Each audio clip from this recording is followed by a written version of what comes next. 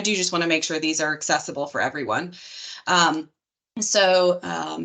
Thank you, Jordan or Carolyn, for, it looks like she started the recording for me. Awesome. So for today, we have a lot of fun stuff coming up. Let me get my screen sharing going. Okay. Can somebody give me a thumbs up that you can see the screen, or shout out? Awesome.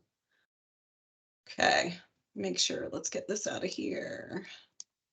Okay, so quarterly meeting. For those of you that are new for our meetings, we hold these once a quarter. They are 1 hour long. We try to respect everybody's time, but also try to make sure we're sharing information about our grant, but also information just that might be useful for municipalities in general, and hopefully just a learning experience for everyone. That's the goal. So what we are, let me make sure. Carolyn, just shout out at me if there's a question in the chat, anything like that, and I will, and I'm happy to stop. So, okay. So the agenda for today, we have a lot of really great stuff. We have a Brownfields section update that we're going to go through. We're going to talk a little bit about our outreach and recruiting efforts that have been ongoing for the last year or so.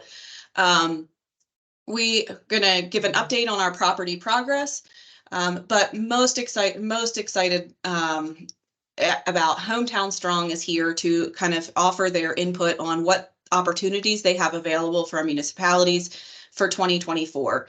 So thank you all for your team coming today. And we also have, last quarter, we kind of started a technical topic series. I'd like to continue that in 2024, and making sure that y'all are learning about brownfields and about because some of this is technical. So we want to make sure that you have those tools. Today's topic is going to be regarding the phase 1 ESA, how that relates to EPA's all appropriate inquiry, and really how a municipality can take ownership of a property while still protecting themselves. Laura, and this is going to be a legal perspective because I do not want to talk this whole time. So Laura with Moore & Van Allen is here to share her legal expertise on those topics. First, we do have some staffing updates. We have a property management branch in our section, and while we are super excited for our branch manager who will be staying home with her son, it also means she won't be working with us every day. Property management branch handles all of the requests for recorded and completed brownfields agreements. So some of those issues are very time sensitive. So I will be acting as the interim property management branch manager until we find a permanent replacement. In the scheme of hiring, everybody struggles with hiring, right? So we're planning on this being hopefully 3 months or so. So in the interim, our EPA grant manager, Jordan Thompson, has graciously agreed to take my place, being the grant lead on the day-to-day. So if your community is involved with the grant and have assessments coming, Jordan is going to be you're going to see more emails from Jordan than from me, as this generally takes effect February 1st, but I definitely have been a little frazzled trying to wrangle the transition. So Jordan, did you want to say hey this morning? Hey everyone, good morning. I know a lot of you, so really excited to be working with you some more. And if you have anything specific you need, feel free to reach out with an email, and I'm happy to work with everybody. So Jordan's contact info is at the end of the presentation, and like usual, I'll send out kind of an update to this meeting, and you'll have the link to the recording and the slides, and all of their contact information will be there. We also lost Aditi, who was a colleague of ours who helped with EPA related tasks, work plan reviews, general correspondence and things with communities. And she actually went to work for EPA. So all of our team members are doing great things. But we're super excited to have Carolyn join on our side as our one of our community liaisons. Carolyn's been with Brownfields for over 20 years and is super experienced in the process. So her contact info will also be there. And lastly, we have, we talked last quarter about a potential intern coming. The grant or the intern applications have closed. We're waiting on the Department of Administration to send us our list of candidates. So we don't actually even know if we had any candidates apply. But if we did, we'll reach out. We'll certainly reach out again. That intern starts, if we find somebody, they would start in May. And it depends on their skill set, what projects we might be able to incorporate them in. But if you are a municipality and have a need for some research or any things like that, think Brownfields inventory, we may be able to kind of tag team some of that work with a summer intern. So lastly, there is a Brownfields redevelopment section meeting coming on February 7th. This meeting is from 1 to 3. There's a registration link here on the slides, which, as I mentioned, will be shared. But Carolyn's also going to drop the registration link in the chat for you. This is a much more technical overview. So we're going to provide some the agenda as it stands right now, section updates. We have a new data management and tracking system that we've been working on in DEQ. Actually, some of our grant work has helped facilitate that a little bit. So I'm really excited about that opportunity. But for our consultants and things and folks who are on the technical side of things, there were some documents submitted for public review. We're going to be going through some of those comments and providing responses to the kind of general to the comments on those documents at this meeting. So it generally deals with how vapor is mitigated and how we're addressing vapor issues in the program. So much more technical discussion than what we do here, but just wanted to make sure you all were aware. If you're interested, have contractors who you know are going to be doing vapor work for you, highly encourage you to forward the link, get them to attend, make sure everybody's involved. So. All right. So outreach and recruiting, right? We have this grant that we are excited to spend, and we continue to do outreach efforts. One of the things that we had focused on last year was doing these Brownfields 101s. What is a brownfield? How do you even get started? Why does Brownfields even exist, right? So we've done a number of these. There is one recorded that's on YouTube. That's my unfortunate claim to YouTube fame. But it is there if you weren't able to attend one. We had one with Eastern Carolina Council back in November. And if you're interested in hosting one of these with local, if you have a group that you'd like to get together, we're happy to do either virtual. We can do in person. The one in Eastern Carolina Council was recorded as well, and so we're looking into. We've got to get a copy of that, and we will share that with you when we get it. The project, we were super excited to have. This is Diane Miller and Christopher McGee from Diane on the left, and then Chris, and then me and Holly Lippett with ECC. So we were able to talk with them about Phoenix Recycling in Havelock, and Phoenix Recycling was a really great Brownfields project, and they're actually applying for a cleanup grant in the fall. So we got some really great feedback from these folks about the lessons learned so far, right? The time it takes, how to build a team, and make sure you can keep things moving forward. So our recruiting efforts have led to addition of 3 properties in the last quarter. We have a phase 1 and 2 phase 2s that we've added to the list. So this is if you're new to the meeting, the areas highlighted are the areas that were in our grant application that we are working within. So these counties are where we're able to use. It still has to meet some other criteria, but these are the counties we're working in. The green boxes are the properties that are in our queue of sites that we're working on. CEMEX and Gulf Refining are both new, and both of them have a phase 2 coming, and Marion is a phase 1. So. Did I miss any questions in the chat, or does anybody want to Any questions about staffing, any things like that? No. Nothing in the chat. You're doing great. Awesome. Thanks, Carolyn. All right, so we'll move on to some priority site updates.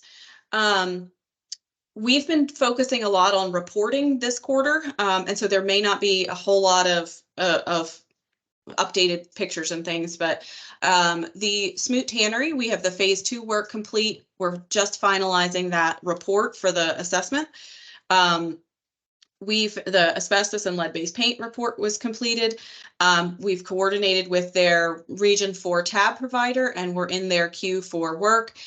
So the big thing that happened for Smoot Tannery this quarter was we were able to conduct one of our contractors has a structural engineer on staff.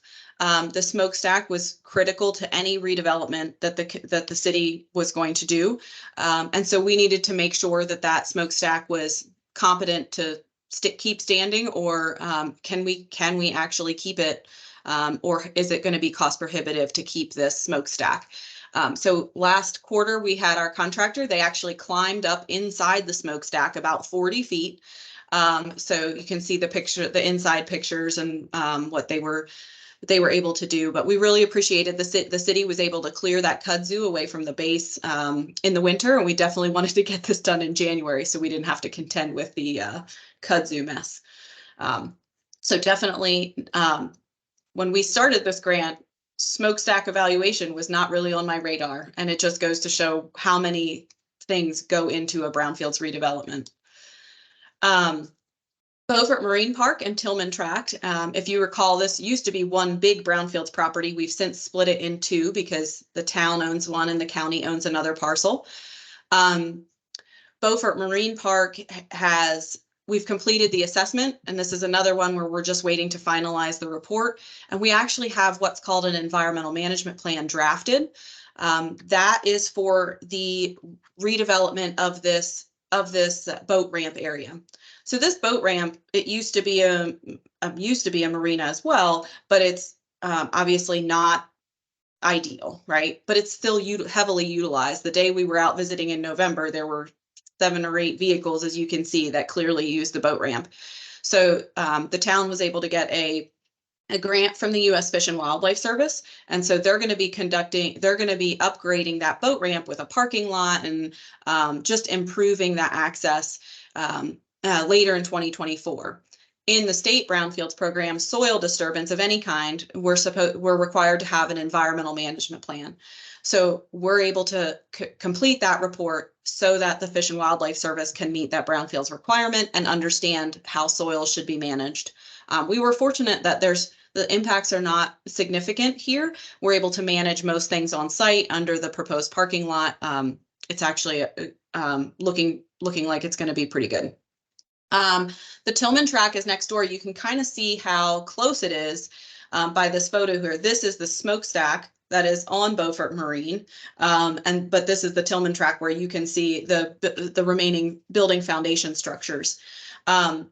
We also, on Beaufort Marine, were able to do a smokestack evaluation. That field work was just completed last week or earlier this week. They do have the top of their smokestack did start to fail. So we're looking forward to that report to see what the rest of the condition of the smokestack is. And for Tillman Tract, our contractors are actually out there today. They're doing an overview for their state historic preservation and threatened and endangered species surveys. And doing a utility locate to kind of identify, we have a scope of work that's been defined for the phase 2, but we need to make sure that if we do a utility locate, can we make sure we can get to all those locations? So we're using all this information to better inform the site-specific QAP. And for those of you who are new, that's a very specific EPA term for your phase 2 work plan. So we're expecting that work plan later next month. Jocelyn, before you go to the next one, the previous uses at Beaufort Marine, those impacts were from, someone asked about that. That was more from the mill that was nearby that, right? Sure. Yeah, there were a lot of historical uses here. There was a fertilizer plant. There was a petroleum underground storage tank for fueling. There's PAHs just from general industrial use. So the primary issues we had were those in the area of the boat ramp were kind of the PAHs. In that's what we'll have to be looking at for the soil management for that thing. Anything else, Carolyn? Nope, hopefully that answered the question. Okay. Couple of site updates on Pembroke Oil and CF Nitrogen. We did finish the phase 2 for Pembroke Oil. We did identify petroleum, pretty significant levels of petroleum and soil gas. So one of the things we're going to check next is screening methane to ensure that we're not seeing methane production from the breakdown of petroleum. So that's the next step. And the town is still discussing the potential acquisition and what that looks like. So CF Nitrogen was a new site last quarter. We were able to complete a work plan for that, as well as these threatened and endangered species and SHPO surveys are required for federal funds. So that's why you'll see these on all the sites. Those have been complete. We hit a little snag with an access agreement. This is a very large property, and there's a lot of parties involved in this, in the proposed plans. So we're kind of on hold for CF Nitrogen for now, but we'll jump on that when they need us again. And our new site updates. Obviously, I've not been to any of these sites yet. So Marion, they have a phase 1 ESA. What's exciting about this site is the city of Marion has a Brownfields property of their own that's come through the state program. And they recently received an EPA cleanup grant, as well as some rural transformation funds to actually conduct cleanup on their Brownfields property already. So they are already doing all of this work in town. And this very close by, if not immediately adjacent property, they have the opportunity now to acquire this property. So what's so interesting is hopefully you guys, once you get a brownfield site rolling, you'll start to see more and more interest in the area. So I thought that was a really great way to acquire a new property on our grant, was, just through the work that's already been done by the city. So please keep that in mind. If you're a municipality that's acquiring properties, please listen to Laura this afternoon or this morning. And if we can help with a phase 1, it's absolutely something we can do. Gulford Finding Company and CMEX are both properties that have also been brought into the state brownfields program by various government entities. So they've requested our assistance on these projects to help move them through to get to a brownfields agreement with the state. Both of them, we've determined what the scope of work needs to be, and we also have work plans currently being drafted. So we expect both of those work plans to be submitted to EPA and at least start scheduling field work by the end of this next quarter. Leland Auto Salvage came into the program several quarters ago the same way because they already had applied to the state program. The phase 2 work has been complete. We did detect some methane and soil gas while we were in the assessment. There was some historical reports of debris filling at the site, so we were concerned with methane generation. So we've asked our contractors to go back and confirm those methane detections, kind of figure out what that looks like. So that report I have there's a draft in my inbox that I've reviewed, and so we're kind of just waiting to get that report finalized, and then we'll move on with some methane screening to kind of better understand those issues. All right, so Carolyn, are there any questions in the chat, or did anyone want to hop in and speak up? Any questions about property updates? Anything you need from me on property related information? There's nothing in the chat. Anyone want to speak up now? You did a wonderful, concise job. I am excited to not be the only one talking today. So I am so grateful for Hometown Strong being here today. I'm really excited to hear about what you have to offer. So Emily and Jordan, I understand, are going to be taking the lead on their presentation, but they do have various other team members here, which I hope they'll introduce. But if you'll allow me, I would love to introduce Emily. Emily lives in Asheville with her family and is a native of Western North Carolina. She has over 2 decades of grant writing experience and holds a Bachelor of Arts in Social Policy from Western Carolina University and a Master of Public Administration from the University of North Carolina at Chapel Hill. Her thesis was in rural economic development, and her experience includes work with local and regional governments and includes a variety of topics, including economic and community development, which I think are super relevant to what Brownfields work and what we do. Jordan, thank you for tracking me down and cold calling me one day, however many months ago. I am super grateful for that. Jordan lives in Charlotte, and he has been serving as a policy analyst for Hometown Strong for 2 years after previously serving as a Senate staffer at the General Assembly. He primarily works in the Southwest and Sandhills region as a Prosperity Zone liaison and has served as the lead for the team in placemaking, workforce, apprenticeship development policy areas. So without further ado, I'm going to stop sharing and let them take over. Thank you, Jocelyn, for the introduction. I'm just going to get my screen going here. Figure out how.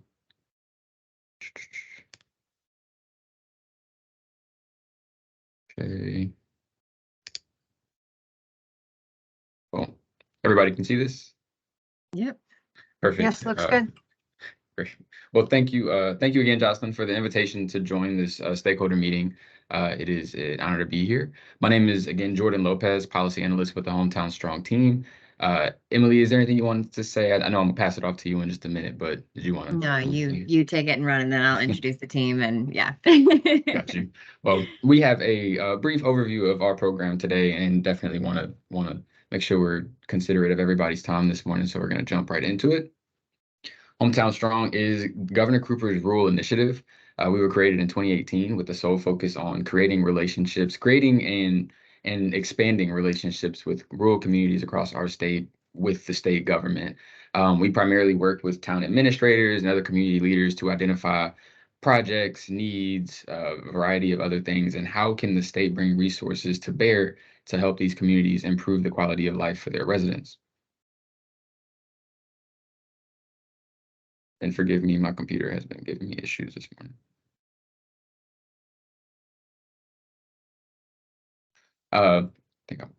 Hometown Strong is led by 4 core principles, and I'm going to start with the one that I believe is the most important. We are led by local priorities. We don't find ourselves venturing off into rural communities that we have no relationships with or that we have minimal contact with, and then try to tell town managers and even the elected leaders there, this is what you should be doing. These are the programs that exist right now. Here's where you should be putting your time and energy, because the case may not be the same for every community that you visit. So we really like to, from the ground up, hear where you are, what do you need help with, what is the most pressing need, or just interest that you have that you would like to go after. And we do our best to identify grant opportunities or other opportunities, learning opportunities as well, that may help that community, act on those priorities. We build on strengths and assets, and we firmly believe that every rural community has strengths that they can build on and assets that they can market. This is usually through the context of economic development or trying to attract more tourists to come and visit their communities. The town of Marshville, for example, in Union County, is trying to figure out ways to keep people from having to leave Union County to go to Charlotte for a good time, or people who live in Wadesboro, which is only about 20 minutes east of Marshville, from driving straight through their town to go to Charlotte. They want to figure out, what do we have here to keep people in Union County spending money in our town instead of going all the way to Charlotte to have a good time. So we're helping, or in the past, we have helped them with Parks and Recreation Trust Fund grants, for example, for the development of a park, or of a lake, that will turn into a park in their community in the coming years. We share templates for success, and this is primarily through our action team members who have experience working with communities on a variety of issues. So if they are in a meeting with us in another community and hear something that rings a bell and it's like, oh, wait, we had a project similar to this in this community a couple of years back, we would love to share how we went about solving this. And that kind of goes hand in hand with using existing data and programs to avoid startup delays and just to really help us cut to the core of what the issue is. And here are some concrete ways to solve it should a community choose to do so. What do we do? And we see the work that we do through 3 different lenses. One is cusp projects. So things that are right on the verge of being done or right on the verge of being accessible. What can we do? Who can we reach out to just to give it that final push? I think we are housed in the Department of Natural and Cultural Resources, but sometimes it helps to say, but we are the governor's rural initiative. And that name carries a little bit of weight. And sometimes we're able to get somebody on the phone or an email response, or either of, to really help us identify what is holding up grant funds from being released, for example, because I had an issue like to deal with that when I first joined the team 2 years ago, where funding was granted, was awarded, they just hadn't quite released the funds yet. And literally a few emails later, community received their funding. Convening conversations, and this is primarily through our action team meetings, which I will cover in just a minute. But how can we pull together staff and policy or decision makers, into a room to help a community really work through their plan, usually a strategic plan, for example, and we can pull together different stakeholders who would have the knowledge and also technical expertise to really put things into motion or plans together for a community to start checking things off of their checklist, off of that strategic plan. And we look at that through more of a medium-term perspective. And then long-term goals, this is more of it's a concept. So you have an idea of what you want to do, maybe a field, maybe a brownfield, for example, and you have no idea what you want to do with it. That's where we would like to come in with people like Jocelyn in the Brownfield redevelopment section to start conceptualizing what could be done. Here are the funding opportunities that may be available in the future when we're ready to get there. And here are the potential uses for that site.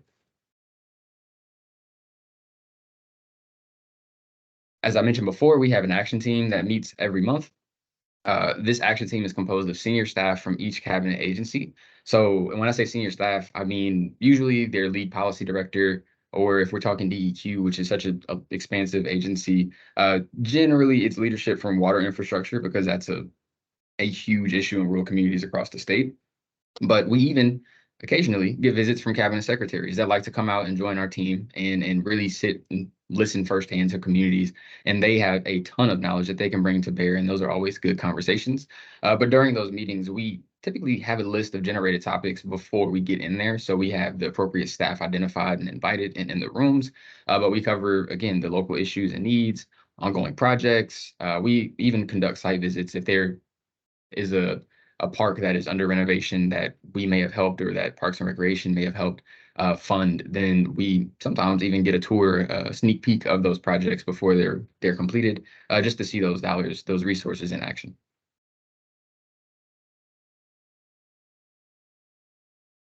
And just wanted to give a quick run through, or I won't run through all of them, but a quick illustration of the different departments that make up our action team. We don't have the OSHR team or OSBM out too often, but they play a very supportive role in the background. OSBM helps provide us with a lot of data and research, and OSHR has been extremely useful in the past when we have gone after like some of our policy goals.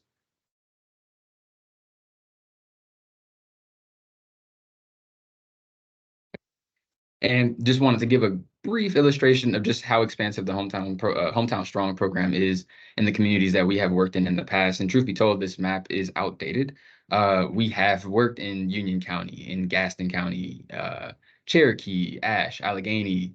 I could probably name a few more, but the point is we have worked in communities across the state and plan on getting out into even more that we have not this year. Because since 2018, we have visited a lot of communities, but in 2024, which we expect to be the final year of Hometown Strong, we expect to get out into plenty more that we have yet to visit, just to see what we can do in our one last hurrah, if there are any low-hanging fruit projects that we can assist communities with. So that brings me to Hometown Strong's future. So throughout the year, we will continue to build relationships between rural communities and state agencies. Our next and first of the year action team visit will be in Alamance County. We will be visiting several towns across the county and hopefully meeting with some community groups. Just could you get a different perspective when you meet with the town administration or county administration, and then on the people who are working on the ground. We always love to hear the the different feedback and goals, that both are taking on.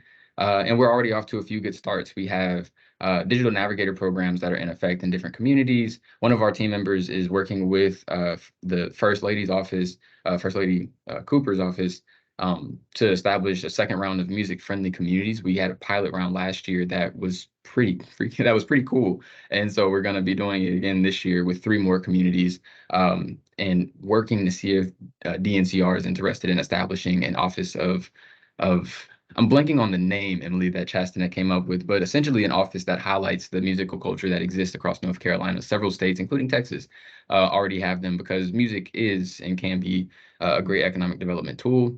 And then the core initiative is kicking off today, or not today, has kicked off, and a few of our communities are participating in it. I'll actually be in a meeting later on today with the town of Roseboro and Sampson County to be introduced to their program and what they hope to do with the initiative. And I just wanted to leave this off here. This is our leadership team, and then me. I'm not part of the leadership team, unfortunately, but just left my contact information there. If anybody has any additional questions or just wants to get in touch to talk, maybe just an introductory meeting with your community, we would love to. But Mary Penny Kelly is our executive director. Timothy Webster is our chief of staff. And then Emily, I will pass this off to you because your slides are next. Thanks, Jordan. Do you mind pushing through them for me so we don't have Yep. to switch again? Thank you. All right. Good morning, y'all. Thanks for having us here. Thank you for that. Jocelyn, you made me sound so great. What we're doing here, you can go to the next slide if you want to, Jordan, is pulling together a grants team to do some work in rural communities. So if you are on my grants team and you're on this call, could you throw your camera on? Real say hello. I know we have a ton of folks here, but hey, there we are. Amanda, Mariah, Ashley. I think you've seen Matt as well. So this is a few of our folks. So I came on board with Hometown Strong in September. So we are spinning up an incredibly fast 15-month grant program right now with these folks. We just got them onboarded a couple weeks ago. I haven't really even advertised our program yet. We've just sort of been letting people know as we come across them and easing our way into it. And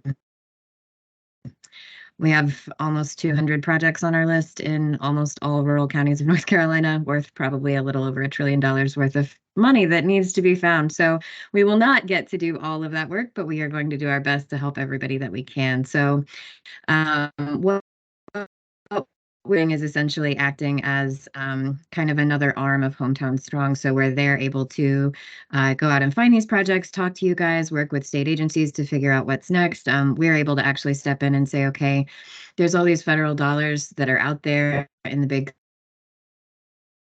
funds. There's a lot of expanded grant funding that's available right now, and we want to make sure that rural communities can take advantage of as much of that as they can before those bills come to an end or before any of this funding sunsets. So this is sort of the way that we're setting this up. We're trying to offer governments than they might be able to afford on a regular basis. So in addition to just no cost grant writing, we also do what we call a funding research brief, which is where we can help you lay out exactly which sources of funding to use. Some you can use as match, some you can use as leverage for addition, sort of help communities build out pathways of funding so that they know, even when we're not around, what the next step is for their project. Jordan, if you want to move past that.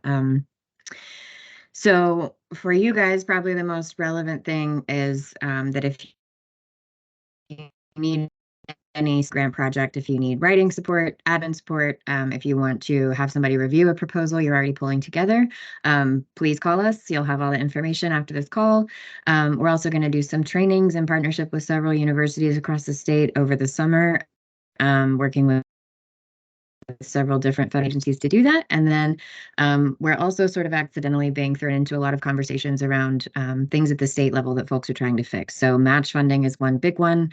We're meeting with a couple of large national foundations and a couple of lawmakers to kind of, so we can set up a fund similar to what Kansas did, so that there's a permanent allocation for matching funds for rural communities, for example. There's a lot of these kinds of systemic barriers that we see all the time, that in addition to doing our grant writing work, we want to also find a way to at least get those conversations where things can be done about them. So most of our team is either from rural North Carolina or from a rural community in another state. But I think almost all of us are North Carolina natives and have lived in very small towns. So we're really excited to be doing this and bringing this program out to as many. Jordan, my next slide, and this will be probably, I think, my last one. I tried to keep it really short and sweet. So different ways that you can do this with us. We've already spoken, I think, with some of you through Jocelyn and Jordan. We can help with Brownfields as well if you need that kind of support. We also can help you with other funding if you're at the end of your Brownfields project and you need to do some other things. So our website's going to be on the next slide. That's where you can find our newsletter. You can sign up for a screening call or a funding research brief. Sharing lots of stories and projects in our newsletter starting next month. And then probably the last thing to note is that it's not just Brownfields that we write for. So if your county or your town has other projects underway that you want to talk through, there's no limit to what we're doing on everything right now, from emergency foster care center funding to affordable housing to water and sewer to solid waste management. So small business development, things like that. So feel free to reach out to us and we'll do our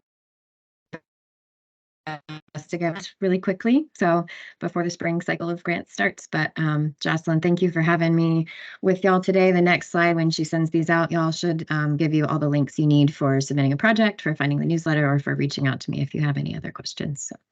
Absolutely. Thank you. And feel free to drop those links in the chat if you want, if folks want to just go ahead. Like, I know I want to sign up for the newsletter and keep up to date. I would absolutely, while everybody's thinking about questions, if you have questions and want to pop them in the chat, I do want to connect you with, hopefully Sean hasn't popped off, Sean Vroom with the New Jersey Institute of Technology. Sean, meet Hometown Strong, New Jersey Institute of Technology. He is our technical assistance for Brownfields provider for Region 4. And so I think there's probably a lot of overlap. If one of you can't do something or don't have capacity, then the other may, especially when it comes to Brownfields related things, you may have some overlap. It just at a very brief glance of what you just talked about, you may have some overlap of capabilities. So I will, after this call, I will send an email to all of you and put you all in touch. And then you can go forth and do good work. So, excellent. Thanks, y'all. Nice to meet you, Sean. Nice to meet you as well. Let me check the chat. Awesome. Thank you for the link. Excellent. Okay. Without further ado, we will move forward. We have, hold on, let me find her bio. Sorry, guys. Sorry, Laura. That's okay. You want me to just I lost it. give a background? I am super excited to introduce Laura Truesdale, attorney with Moore and Van Allen. She works in the Brownfields program regularly and has graciously volunteered her time to help explain phase one's why due diligence is so important and how to protect yourselves as you're moving forward in this crazy Brownfields world. So thank you, Laura. Sure. Thanks, Jocelyn. And thank you all for having me. I can't see you all, but I think I probably met several of you at the Decoding Brownfields event last year. So good to see everybody. I am an environmental attorney. I do a lot of regulatory compliance work, enforcement work, or enforcement defense. But most of what I do day in and day out is helping clients buy, sell, redevelop contaminated properties. So we do a lot of Brownfields work. Probably talk to Jocelyn more than she wants to hear from us. But it's a really great program, and I'm glad you guys are all kind of getting into that world. So I'm going to try to cover all of this very quickly. I feel like I'm just going to sort of like briefly touch on a lot of things that we could spend an hour talking about on their own. But just wanted to give a brief overview of phase ones and why they're important and why you need one and what to do based off of what you find out in your phase one. So most of you are probably familiar, have seen them before and reviewed them, but typically you're going to have a phase one when someone is interested in buying a property. You're going to get a phase one to find out what the environmental conditions of the site are like. They are governed by ASTM standards. So there is, it's a pretty standardized list of elements that are required to be part of a phase one assessment. There's several consultants on this call that we work with regularly. You can definitely assume that if one of them provides your phase one, they have checked all of those boxes and are in compliance with the ASTM standards.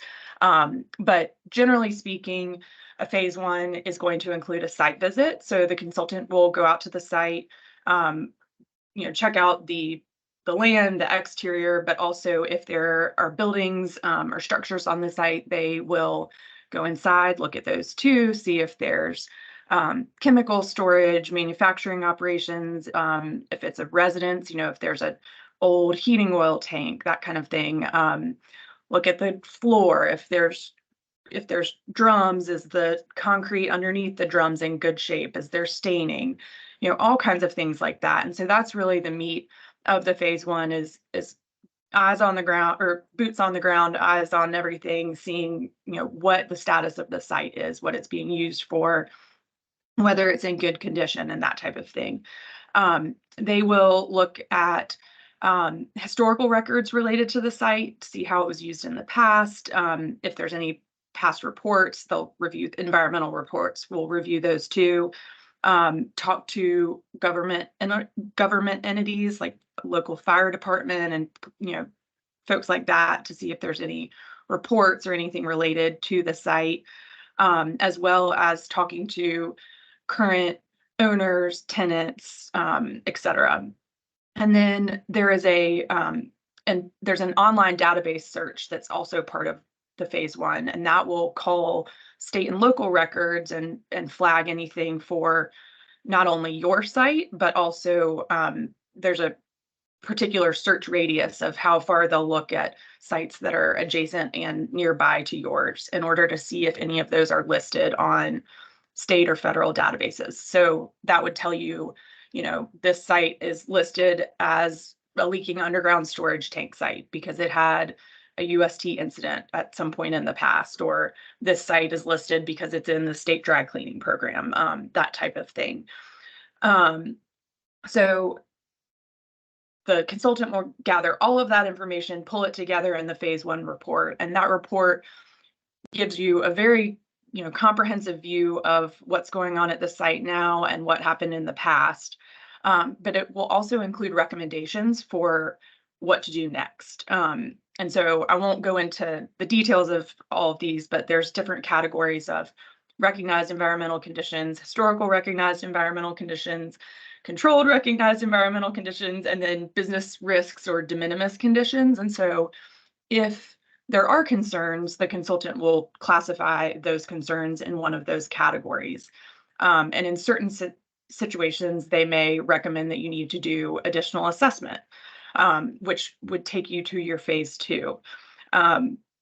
So, that's kind of what a phase one is. What a phase one is not, it doesn't include sampling. So in that scenario where there's something that the consultant has identified during the site visit and then they recommend sampling, that's when we'll move to the phase two portion, which isn't always required. It just depends site to site.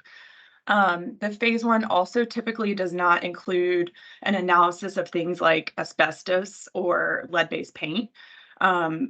It doesn't include wetlands delineations or things like that. So if you're looking at a site that has surface water, you will need to go do a separate assessment for wetlands. So while the phase one gives you a lot of really good information, it's certainly not necessarily a comprehensive look if you have other elements that need to be addressed. So why do you need a phase one? I think there's really a couple reasons. If you are looking to buy a property, the phase one gives you, a very good picture of what you're getting yourself into. You know what's there, you can see how it's been used in the past, potential risks, and sort of evaluate, whether that's something you want to take on based on what risks may or may not exist. If you are looking to redevelop a property, it's also helpful in the sense of being able to plan, what am I going to be moving a ton of dirt to do my redevelopment? Is there a bunch of contamination there that might make that complicated? Would I maybe need a vapor mitigation system in the building if I'm putting a new building there? You might not have those answers from the phase one, but it can help you sort of go in the right direction of these are things I need to be thinking about for my project. Another big reason people get phase ones in my world is they're required. Most projects where we're working with a private developer and they are getting some kind of financing or lending, the bank, the lender just requires it. That's pretty typical. And so, I mean, we're always doing that with a new project. And then the last reason to get it, and I think probably what Jocelyn really wants me to focus on, is liability protection. So there are all kinds of different state and federal regimes under which you could potentially have liability related to environmental issues at a site. And we're not going to go into all of those, but there's one in particular called CERCLA. And under CERCLA, you can, I'm going to try to do this like really, really basic, but you can